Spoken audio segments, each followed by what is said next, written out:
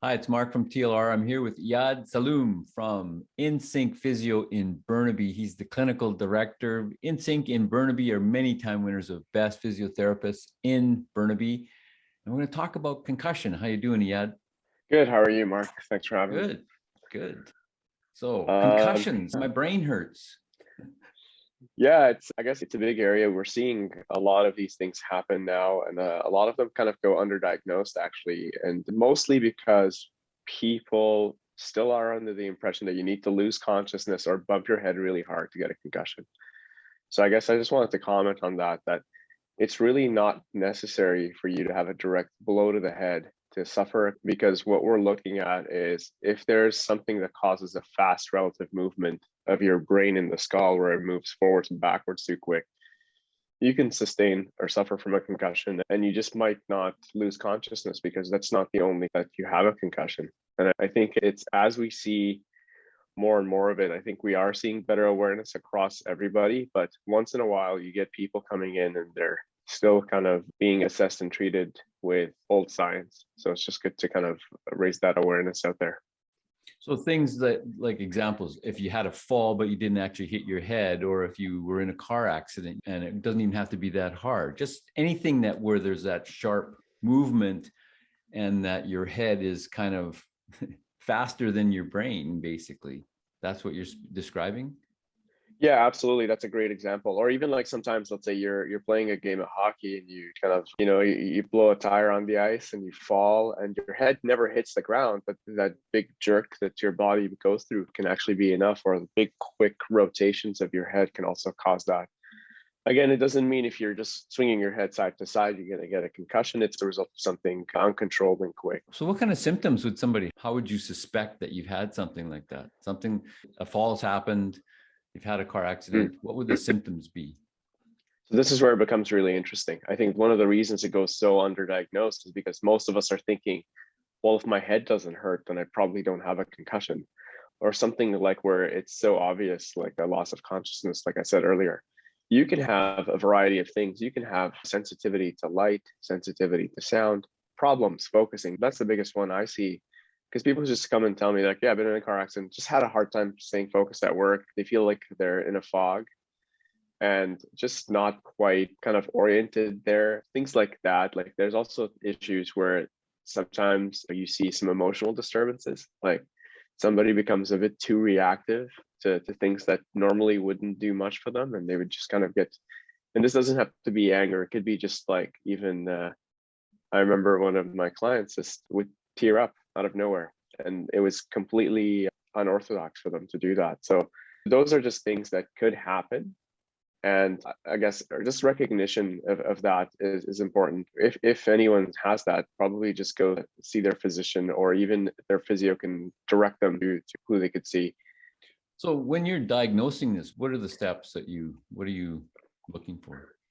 So we usually like to do a big battery of tests actually on the first session. So one of the things we would do is we would do something called a very easy thing. So it depends where we are. So like let's say if I'm working with a team on the sidelines, we do something called the SCAT-5, which is the concussion recognition tool. And it has a bunch of tests that kind of assess memory to balance to a few other things. So that's one thing. Now, in the clinic, when I've seen people coming in the clinic, it tends to be after a few days, usually. No one's going to hit their head today and come in. It tends to be after a few days when they've kind of been dealing with it. And then one of the things we would do, depending on, I guess, how acute or how new the injury is to figure out what their exercise tolerance is, because exercise intolerance is very common. So people, if they go for a walk and as soon as their heart rate goes up a bit, they start to experience symptoms. So that's a very interesting one. We would definitely want to do a detailed assessment of their neck, because a lot of the times you can have concussion-like symptoms manifesting from the neck. Like as we talked earlier in previous videos, you can have headaches from your neck and dizziness that kind of originate from the neck. So those are definitely systems you'd want to assess. And then finally, there's also the inner ear vestibular organ, which is our kind of our balance organ. We'd want to assess that too. And we then just kind of try to take the person through a graded program from there, which involves a bit of the treatment to the neck if necessary, a bit of treatment to the vestibular organ if necessary, and definitely trying to get them moving a bit more gradually. So what's a typical course of treatment? I know it can be massive depending on the range of injury, but what would be something that you typically see more of? So I see two distinct groups. So sometimes you'll see the very like new and recent concussion, in which case they tend to be a little more straightforward, believe it or not, because you kind of follow their symptoms, you assess them, you figure out what their baseline is, and then get to progress them very nicely because you have control of it from day one. And this tends to be coordinated between ourselves and their physician and potentially an occupational therapist, whoever on the team is involved for that client. The ones that tend to be a little more, I guess, different are if somebody's had a head trauma, let's say 6 months ago, and they never quite shook it. That's where you have to do a bit more detective work and figure out what else is this person missing, because we can get just a huge dysregulation of their nervous system and how it interacts, but also it could just be a neck problem that just was never really addressed. Most of us think if I can move my neck in all directions that I'm great, but that's really not enough sometimes. And the way your brain integrates all your senses could also be an issue. So that's where like the rehab is focused on, sometimes almost helping you process things around you a bit better.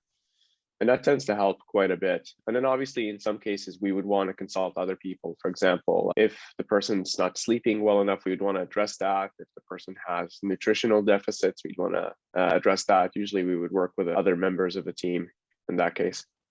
Is it fair to say that people tend to not come in soon enough, that it's actually critical that they come in as soon as possible to get evaluated and find out what's going on, not just think, oh, well, it'll go away in a couple of days?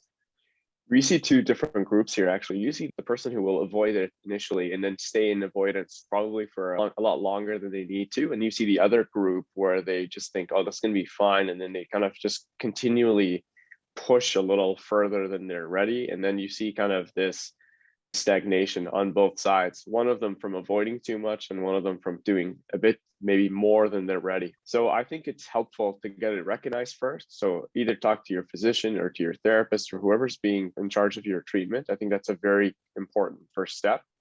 And then you can at least figure out what your baseline is and that kind of help understand why you get dizzy, for example, when you go for a run. And it could be because your neck is sore, but it could also be because you are very intolerant to exercise. So those are very kind of important things to identify before we start calling this a concussion. So I would just say, get it assessed and you save yourself a lot of time if you get it looked at early. Don't wait. Get it looked at early and get yourself back on the path to being your full self, basically. Without your noodle, you're kind of missing a lot. InsyncPhysio.com. You can book there online, or you can give them a call. The Burnaby office is at 604-298-4878, or they have a location in Vancouver on Cambie Street, 604-566-9716. Book online, it's way easier. You can get in to see Iyad. Get looked after if you have any doubts. Thanks, Iyad. Pleasure. Thanks, Mark.